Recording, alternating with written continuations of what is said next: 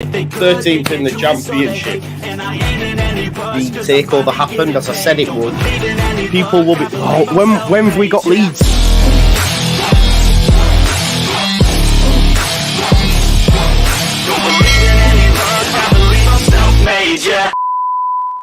Now then, people, welcome back to the Just Joe Football Show, and time for another episode of the White Rose Rivals, coming to you every Thursday at 6 p.m. It's not changed once. Apparently it's 7 today, though, according to Tom and people in Hull. Maybe the clocks didn't go back or forward there. I'm not too sure. Hopefully we'll be joined by Tom. Oh, I'm not sure who it'll be, actually. We'll wait and see. No Huddersfield rep tonight. Cossey's working, unfortunately. Oh, it's Ant. He is Ant. Ant trying to blag it that it was 7 o'clock. Let's see what he's saying. What, mate? It's Tom. Oh, is it Tom? Have you just jumped on in his place? I'm covering. Oh, there you go. I'm the saving grace. You are. You're saving the day. Good man. And we've got Danny. This is your second time back with us. No Matt this week. How you doing, buddy? You all right? I'm doing all right, lads. How are we all? All good, mate. All good. Leeds fans are in your debt, mate. We will chat about it. Well, we try our best, apart from against Wednesday, but anyway. Yeah. Tony Stellafella said, this is the best show of the week. Grumpy Northern blokes being grumpy. Living down south, I really miss this sort of thing. There you go. Which is... Come to the right show then, hasn't he? Yeah. When it comes to you, Ash, for sure. Let's briefly touch on it, Ash, because it wasn't in my running order. I do actually prepare for this show, would you believe? But yeah, you mentioned obviously back down to earth with a bump, getting beat at the weekend 1-0. I know you were down to 10 men, you were saying, but were they still decent sides? Because I know you got beat comfortably the week before, and you said, you know what though, I seen bits in it. What's the mood now? Yeah, it didn't last long, did it? Me being positive and happy on this show. 1 week, I think, I'm back down to a bump. Lost 1-0 away at Bristol City. What can I say? We probably got on the wrong end of a refereeing decision that cost us points, at least 1 point. I won't begrudge you to say 3 points, but definitely 1 point. So once again, 33rd minute, Bannon got sent off for a red card, and up to that, was it a red as well, mate? Was it a deserved red? Or I personally didn't think it was a red, but I can see how the ref gave it as a red. But then subsequent where we've repealed and it's been rescinded, so he is free for Saturday's game. So the ref did drop a bollock, really. Then, so I think we can say that. Then. We were in the game, like I said, first 33 minutes. Nothing that showed that we were going to get a pasting or anything like that. Good signs, good play. Again, seeing a little bit of what the new manager, still the new manager after 4 games, I'm going with that, wants to play. So we are progressing. I mean, you can just see where we are in the league. We've got to take small steps, but sooner or later, them small steps we've got to turn into 3 points and a big leap. But against Bristol, and then even so, coming into the second half, down to 10 men, we weren't all right. Then once again, we only had 2 shots on target all game, which is our weakness. Really, is scoring goals. And it was the goal came from a corner, ball came back out, driven in, and it was tapped in from 6 yards. So bit of a kick in the gut for that, but just a 1-0 loss, mate. Yeah, it's the games are going back past us now, and we've got to start winning. Really have. For sure. Definitely need some wins on the board. One team that didn't get a win, but got a very, very important draw for us Leeds fans was Rotherham. I watched the game actually. We did it on the channel. There was quite a few of us, and obviously Ipswich, you're thinking, oh, they've done it again, and you went up the other end and got a late equaliser, which was a cracker, by the way. But Danny, two draws now on the spin. I mean, a great result. I mean, we've spoken to Matt. I said to people, like, Rotherham are decent at home. They can be decent against the bigger teams at home. Were you going into it with any sort of confidence? Were you surprised how quick you started? I think, was it a couple of minutes, weren't you? And you were 1-0 up.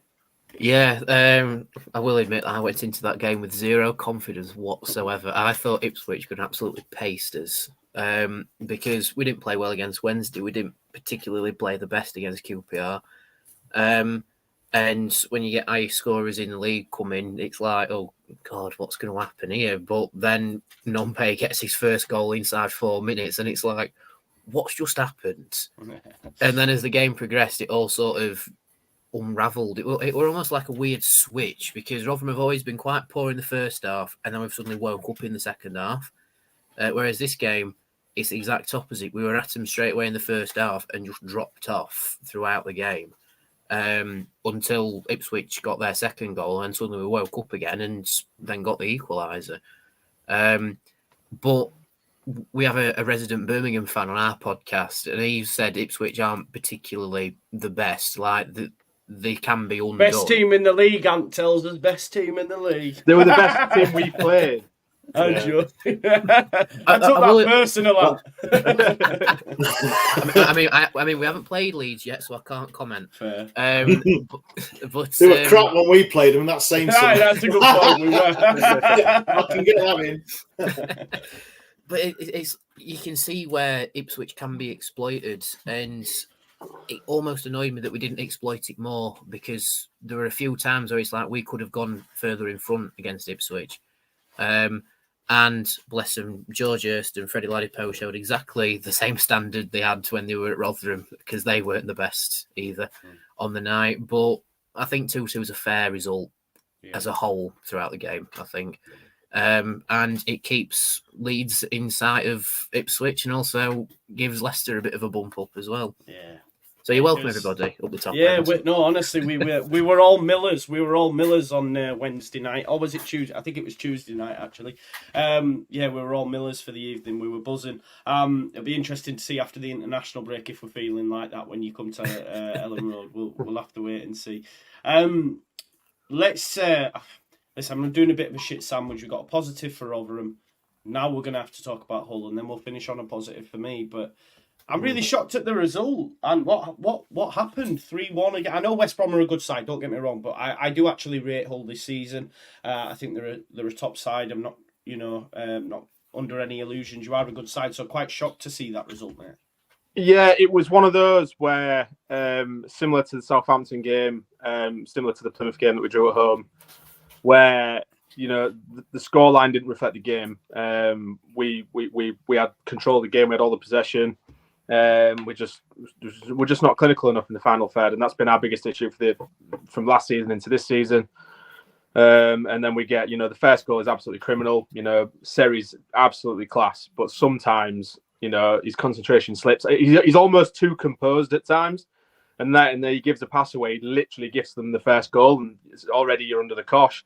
I mean, our record at West Brom's horrid. I mean, we haven't won there since 2008, I don't believe. So it is one of those grounds you go to and you don't expect to win anyway. But when you do things like that, you're giving yourselves an even harder task to get something from the game. So we gift them the first goal. We get back in it with a really good goal, 1-1. And you're thinking we can kick on from this. And then we had all the momentum, all the possession. We couldn't do anything with it, and we got hit on the counter twice. It's just one of those games where, if you'd have put our chances away, it'd have been a different result.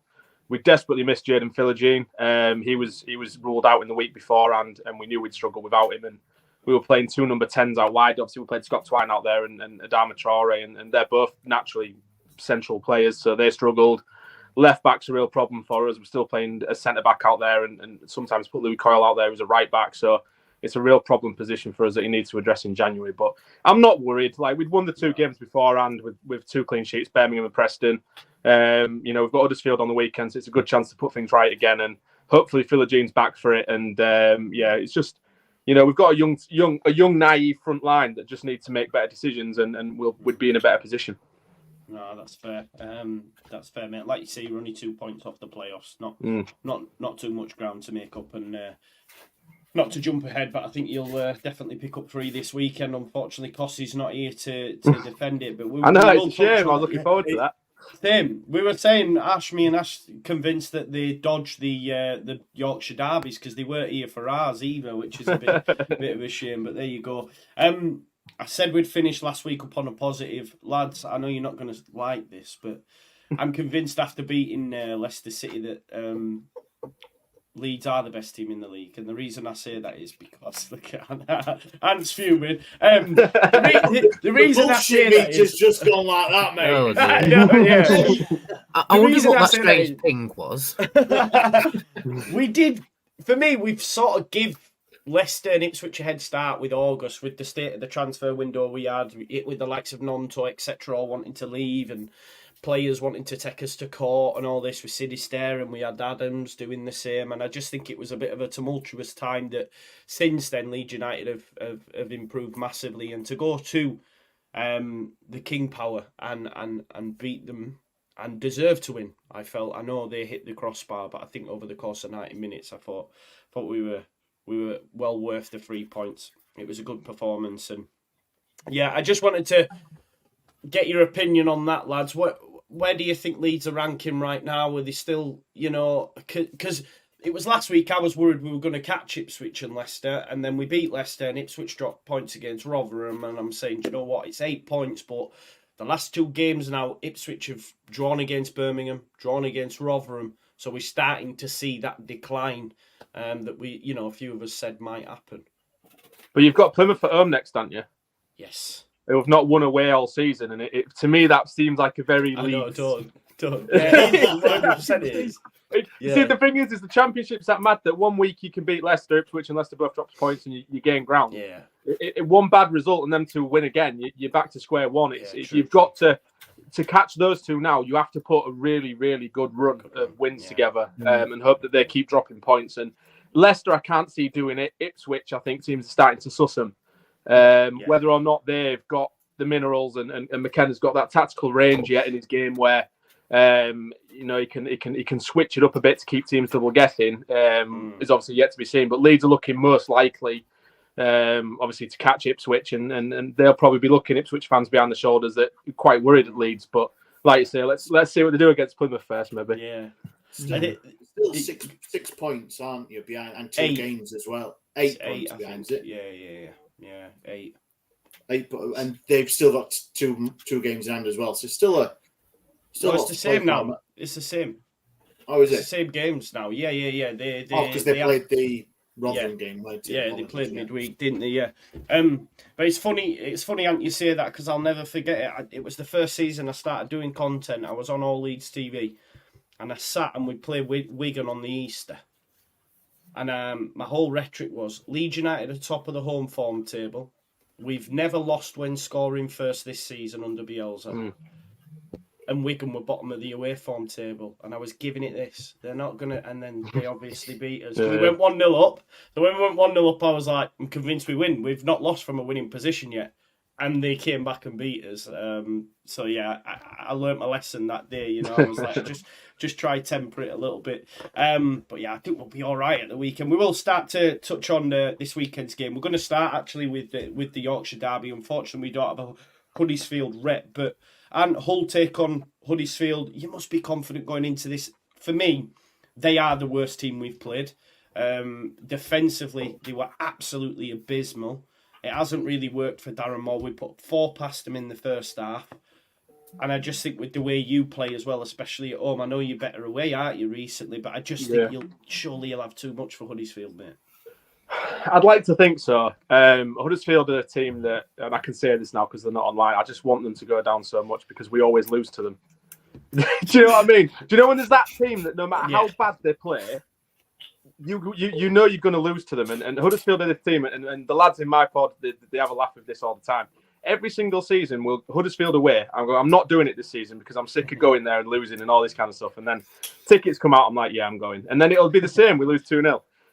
But no, I'm exactly the same, to be fair, with Huddersfield. Exactly the same. Yeah, no matter how good we're doing or how bad they're doing, they always seem to just beat us, and it's annoying. But no, yeah, I agree. I think this season we've just got a bit too much. I think, the last couple of years we've been a side in transition with the ownership, with new managers, a lot of new players coming in. This season we seem to have really sort of nailed down the ideology that Rosini wants to play, and I'm hoping that Philogene back because I think he'll have a field day against Huddersfield's fullbacks and what Somerville did to him. Yeah, but we've not seen anything from the press yet. I don't know if he's just playing that a bit coy because he don't want Huddersfield to know if he's playing or not. But I'm hoping he's playing. But even without him, Scott Twine, Adama Traore, Ozan Tufan, Aaron Connolly, Liam Delap, we've got enough in an offensive sense for me to beat them. Our problem is that we just seem to leak silly goals. We've got mistakes in us.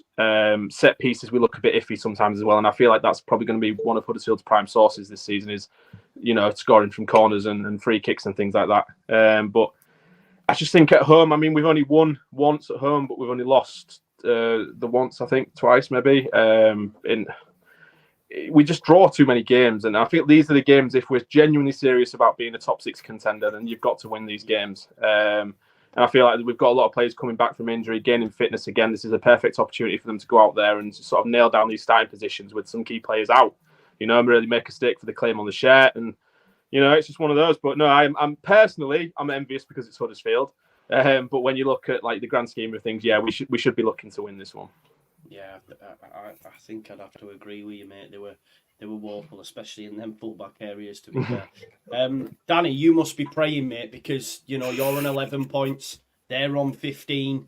4 points is not a big gap, and if I know you're going to Watford, I know you haven't been great away, but you must be looking at this fixture and thinking, "Come on, the Tigers, get beat Huddersfield for us." Yeah, we are a bit. I know exactly what you're saying. We Huddersfield, we went there and they were absolutely atrocious, and they still beat us. And again, like I said, with the fullbacks, they weren't the best there with us, but we just never laid a glove on him when we went over to Huddersfield. But it's the case with most championship seasons, isn't it? It's the most predictably unpredictable league in the world. And if you'd have said Watford would be down the bottom end at the minute and Coventry and those sort of teams, it'd be like, really? But they've all been dragged down there. Huddersfield, all right, you've got an argument to say they might be down there for a couple of seasons now that Warnock's gone. But even with that, I just hope you beat them just because it keeps everyone in like that nice little bubble at the bottom. Like Leeds, you can have the bubble at the top. You can entertain Ipswich and Leicester, and we'll just entertain everybody else down the bottom end and somehow lose against everybody that's round us, but still pick up points and stay in the fight. And hopefully we do pick up points against Watford, because we've only lost one in the last 5, which unfortunately was Sheffield Wednesday. But Rotherham always seems to be like on a tiny little upturn of form. It seems to just be working just a little bit better, and we're getting a bit more consistent with it.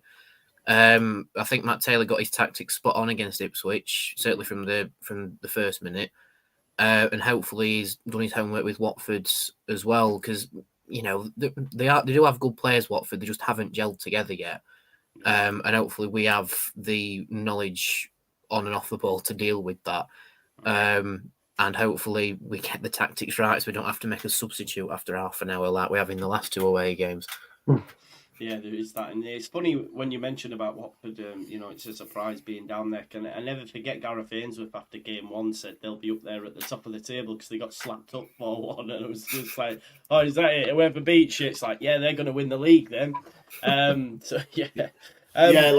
you listen to what that guy says. Where is he at the minute? Yeah, exactly. Ash, I'd love to be able to say, oh, you're praying for a Huddersfield win, but I'm looking at the gap, mate. It's what to 15, 6, massive, a strong point, but 9 points. 9 points. Come on, man. I feel bad, mate. I do genuinely feel bad, man. But come on. We all know there's lots of games to play for both ends of the table, but looking at the situation we're in, we are going to be looking at everyone else getting a pasting every week, like Huddersfield. Even looking at Coventry, they've not won in 5 at the minute. Yeah. So they have dropped a bit. Obviously, Rotherham, QPR are just probably the worst team at the minute. Form-wise, it's we are. So for me, Hull, they're gonna beat Huddersfield. Yeah. They've got to just selfishly looking at the table for us, and that's where we are. We've got to win ourselves, but obviously we're already relying on other people getting pastings. We can do a few teams down the bottom. Favours or not favours, whatever you look at. Because our next few games we've got Huddersfield at home. Then after the international break we've got Swansea, I think, and then it's Watford and Rotherham. So in terms of teams that are battling it around and down there, we could affect it quite a bit in the next few weeks, which is interesting.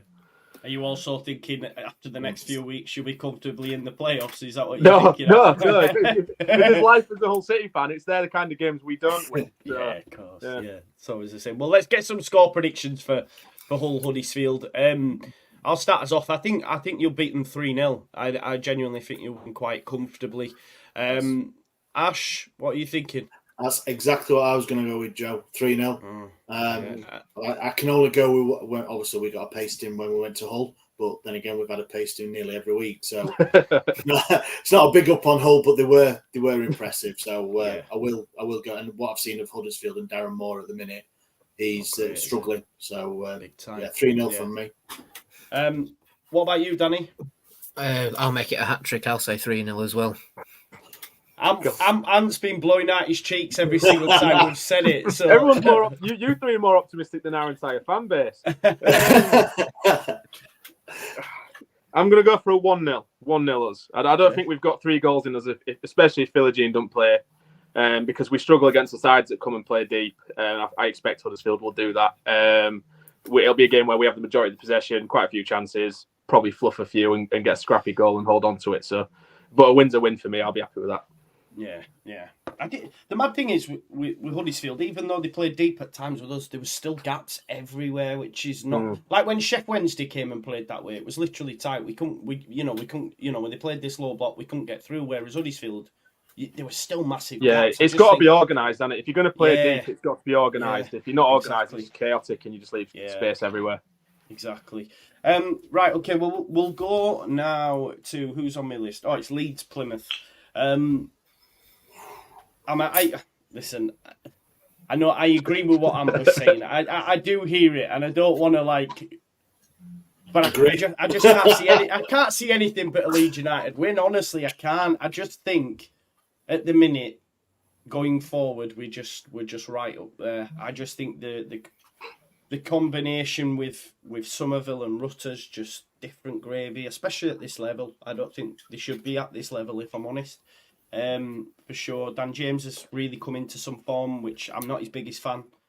I wanted Jadon Anthony in from the start, but he seems to be doing the right things of late, and maybe he's just got some proper coaching for a change or been played in his right position, because ever since we had him, even under Bielsa, he was playing up front as a 9, and it just didn't work. But the only issue I've got is Pascal Strauch's just had to go for surgery, so he's had to go for surgery on double hernia. And he's probably, for me, been our best centre-back. I know some will say Rodon, but I'm a massive fan of Pascal, which means Liam Cooper comes in. And if anyone's due, or if anyone can have a bit of a boo-boo, it's Liam Cooper, to be honest. So, but even still, like you've said, I don't think they've scored many goals away from home. They're not great away from home. So, and the fact Leeds haven't been beaten at home this season, I just can't see anything but a Leeds United win. But yeah, does anyone give? I know football stories, it's this league, but does anyone go into it thinking actually Plymouth might get something? I think they could scrape a draw at most, but they'd have to really be on their game from minute one, because Leeds, like we said this season, that especially at home, they just look a bit ruthless, don't they? So be a tough day for them. But I definitely think it could be a frustrating 1-1 or something like that. But I'd say Leeds win. Yeah, I hope you're right. I tell you what, Ash, are you surprised, Ash, with the difference between them and Ipswich, given that Plymouth won the league? You know, you was playing them last definitely. Season, you know.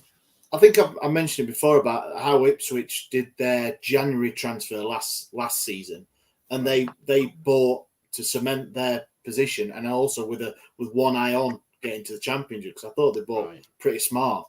So I think they've done. Obviously, Plymouth have brought Whittaker back, who's been quite good for them this season. But when we played them a couple of weeks ago at Plymouth midweek, and this is for us, they scored a cracking free kick from a foul, great, and then we gifted them the second goal. But then we saw that we were still in the game. We were in the game up until the goals. It's not like they blew us away straight away. It was a couple of things that really we handed to them with the free kick. So I wasn't massively impressed with them, and I can see Leeds, obviously with all the stats you've just said, Joe, about Leeds turning them over pretty easily. I do. It's a big jump from League One up to the Championship, and Ipswich have obviously just took it in stride. We've obviously struggled, and then you got Plymouth, who were at the started off all right, mid-table up there, and then they've just dropped off a little bit. So they're the mid. So you've got one at the top, one at the bottom, and you've got Plymouth in the middle from the promoter 3. So it's hard. It's hard. Yeah, it is. It is. I think they've conceded a hell of a lot of goals away from home.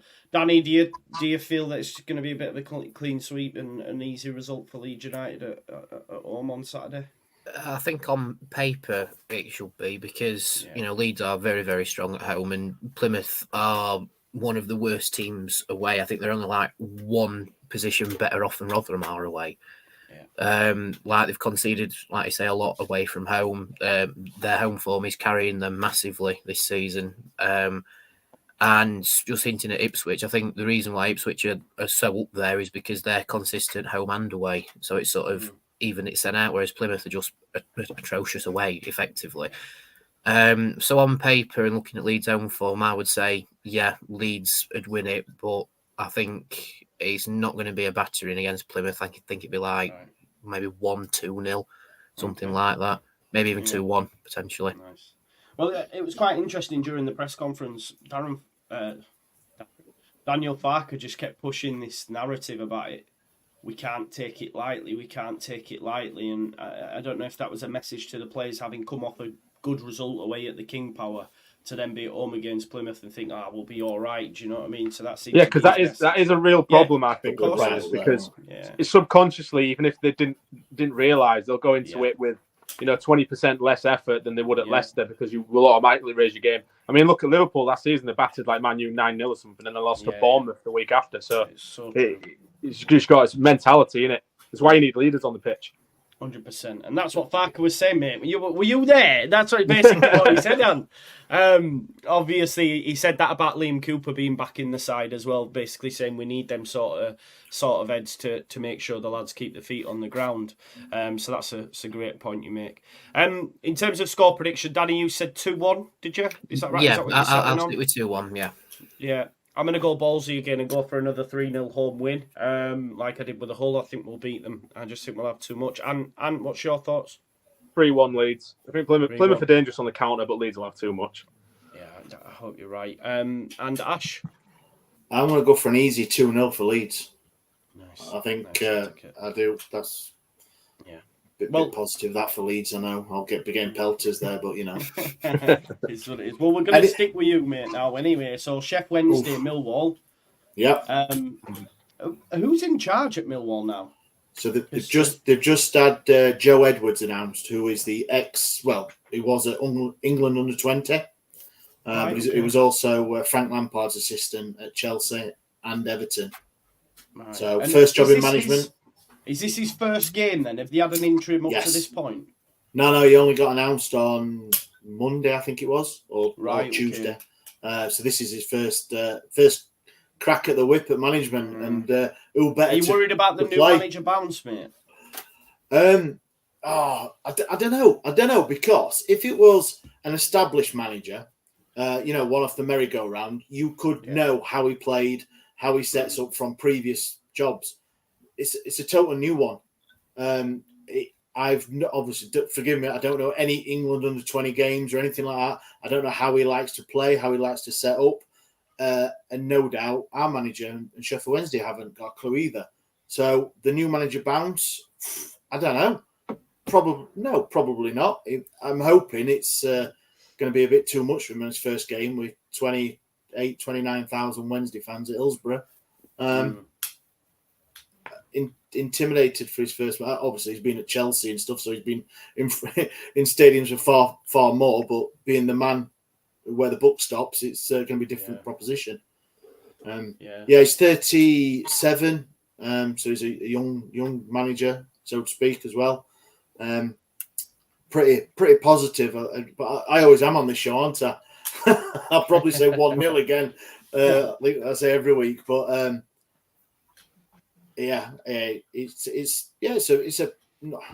like I said, we're 4 games in. We've won 1, lost 3.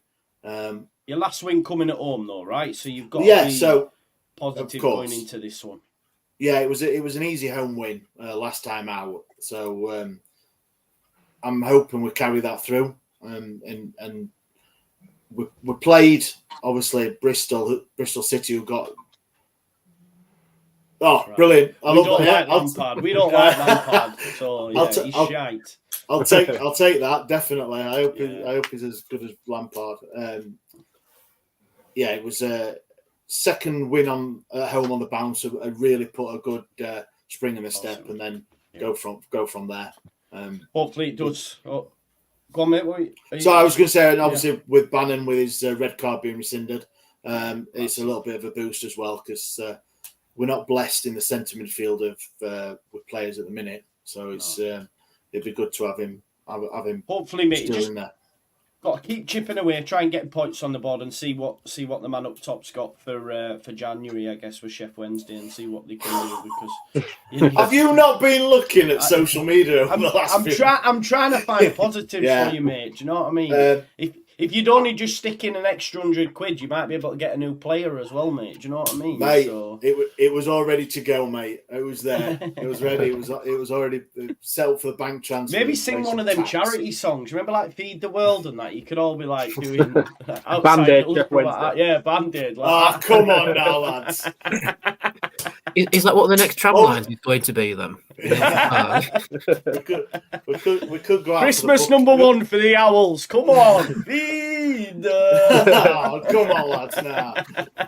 I mean, I'll take it, of course, to get a striker. If we can get a striker, I'll take anything, but, brilliant. We don't know. Obviously, he's had all the crap about not pumping more money into the club, and then went and spent $100,000 on an assistant manager to release him from his contract. So there is money behind the scenes. I think he was just being a petulant child at the time, just chucking out any sort of statements. But January, he's got to. I think it's a given. This manager's inherited a squad that is obviously not fit enough for the Championship. We've signed some pretty dud players over the summer. Not me, sorry, that might be a bit harsh. Dud players, they haven't stepped up at the minute. Anthony Masaba is the last couple of games he's been quality, which is what we want to see. And he's coming into it now. But yeah, we're desperate for goals up top. Desperate. You can have Paddy Bamford off us, mate, in January if you want. I said desperate, not suicidal. I know, can't guarantee he'll get you goals, but he'll stand up there. You know what I mean? As long as he don't take a penalty. Don't, man. Don't. Right, let's get some score predictions then. And do we see a new manager bounce, or do Wednesday win at home for the second time on the spin? I don't know, because like we say, we don't really know much about this. It's such a left field appointment that everyone's just like, what's he like? I'd assume, because I know that the FA were saying that when they appointed Southgate at the time, they wanted all the youth structure to play the same way. So they want to integrate all the young teams to play the same style of football, so that when they come to the senior side, they're already integrated into that system and understand the roles and things. So you would assume that he's wanting to play out from the back and do the kind of, I mean, if he's anything like Southgate, he'll play 5 at the back, and if he's out like Lampard, he'll probably play midfielder up front. So it's just one of those, isn't it? I just think Millwall are they're a weird one, aren't they? Because if they are going that direction, then they're changing style completely, because they're very direct and physical. That's what they are. So, sometimes trying to change a system radically like that doesn't work. And like you say, Wednesday have got a bit of momentum. So I think I'm going to go for a draw. I think it'd be a 1-1. 1-1. I'm going to go with a draw as well, but I'm going to go 0-0. I think it's going to be a pretty drab affair. But like I say, I might be wrong, because I don't really know anything about either managers, to be honest. I know Danny Rowe's been in for a bit, but I haven't had a chance to see. Danny, what's your score prediction going into this one? I'm going to go for a 1-1 as well. I can't quite bring myself to say Wednesday's going to win, but I do think they'll give Millwall a game, because I don't think the new manager thing will come into play. Like we said earlier, you expect it from more established managers. Yeah. And I think with Wednesday being at home and Millwall having potentially a completely different style of play, the game will just even itself out. So I'll say 1-1. 100%. And I think that's like you were saying. It's just come to my mind there. Like when you mentioned an established manager, he's a young manager, isn't he? And you just sometimes it might not work. You know, you're going into a place trying to stamp something on your authority and thinking, "Who's this kid?" Do you know what I mean? So it Well, will I feel be like interesting. football, especially in the Football League at the minute, a lot of teams are going that direction now, aren't they? Where usually you see the same 10 to 20 managers just switch teams all the time. You're actually seeing more of the young managers that are up and coming and promising. Look at Kieran McKenna, Rosenia, Danny Roll at Sheffield Wednesday. There's a lot of teams doing that now. And I feel like you say, it's a risk and it's a gamble, but instead of the tried and tested from before, and it usually never works out because then that same manager gets sacked 2 years later and goes to a different championship club, why not try it? No, I think that's fair enough. Did you give us your score prediction, Ash? I didn't. I'm going to go for a 2-0 Wednesday. I know I've said about us struggling up top, but for the things we've all just said about not knowing, and if, like Ant says, if he is going to try and drastically change and play to a style that in the England setup they've been used to, and he's going to try and put that onto established championship players, which Millwall are. They're an established championship team. Andy's only going to, I think he took his first training session yesterday. So what's he got? 3 days, if that. I'm going to go with a 2-0 Wednesday. Yeah, you'd definitely be more concerned if it was at the Den, but the fact they've got to go to Hillsborough, hopefully the fans can get behind it. And is that the first time you predicted a Wednesday win? Me? The last time he did it was Ullman. Was it? That went 6-0. That's not 1-0 every week, I thought. Yeah. I thought I'd change it up, but quite positive. He's quite positive. I am. I remember when we had your mate on, and he was just absolutely like he said the rubbish, the crap. It was brilliant. Absolutely brilliant. Right, let's finish up then with Watford versus Rotherham. You've got to win it, haven't you? But I know it's away from home. And I keep saying this about teams that are down there. I guess it don't matter where you are in the league, I guess, unless you're mid-table. But if you're to catch Huddersfield and they've got to go to Hull, and we all think Hull will win, you win this game. It's a point, Danny, and that's nothing, is it?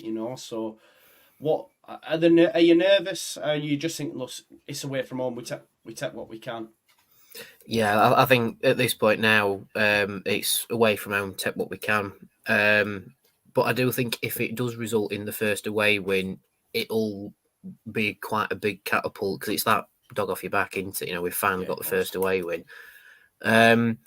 I mean, Vicarage Road isn't an easy place to go. We've got illness in the camp as well. That's not just on your dimmer now. There are another 2 players that have gone down. One of which is a first teamer, which is annoying, and then the other one's McGuckin. So that might play into some sort of performance. But thankfully, Daniel Ayala is getting rid of his ring rusts now, and he's looking like a quality addition. Akima Doffin is unreal at centre half. Which, funnily enough, is the position he played in Scotland when Paul Warne signed him. So it's like a weird circle for him now. He's back at centre half. And I have a mate who's from Exeter, who I met through uni. And when we signed Sam Nombe from them, he went, if he gets a string of games and he gets a goal, he'll score a hatful for you. So fingers crossed, that's the case now. Now that he's got his first, he can go on and grab his second at Watford. I think it's a case of keeping them out. That's more of a pressing issue because, like at Southampton, we concede early and heads go down straight away because it's like, here we go again. But if we keep Watford at bay and just keep grinding it down and play a system that works from the get-go, we should hopefully, fingers crossed, everything crossed, get at least a draw out of it and hopefully the first away win.